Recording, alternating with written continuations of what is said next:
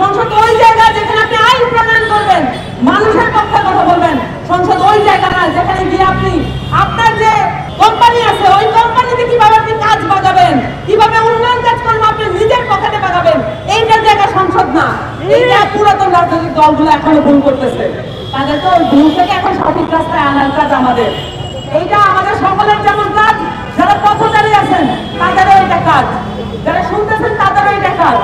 অবিলম্বে যিনি নিহত হয়েছেন এই ঝুঁকিপূর্ণ মেট্রো রেলে গার্ডার করে বিয়ারিং করে তাকে তার পরিবারকে পুরোপুরি পুনর্বাসনের ব্যবস্থা করতে হবে এবং পুনর্বাসনের পাশাপাশি তাদের পরিবার যাতে নিশ্চিন্তে চলতে পারে, এই মৃত্যুফাত থেকে, যে মৃত্যুফাতে ঢাকাকে পরিণত করা হয়েছে, এই মৃত্যুফাত থেকে যাতে মুক্ত হয়, এই জন্য এই নগরবাসীকে এখান থেকে উদ্ধার করতে হবে।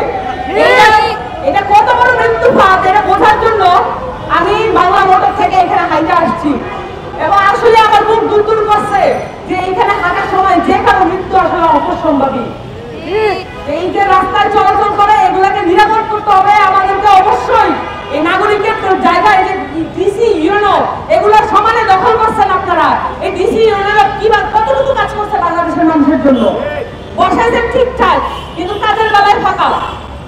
এগুলো আমরা বাংলাদেশে চলতে দিব না। ঢাকা মহানগর দক্ষিণ এনসিপির পক্ষ থেকে আজকে যে প্রোগ্রাম, যে অনুষ্ঠান, যে মানববন্ধন আমরা সংগঠিত করলাম, এটা হচ্ছে একটা নতুন মেসেজ বাংলাদেশের জন্য। আর কোনোদিন বাংলাদেশের বিপক্ষে কথা বলে, জুলাই সনদের বিপক্ষে কথা বলে আর কোনোদিন বাংলাদেশের রাজনীতি করা যাবে না।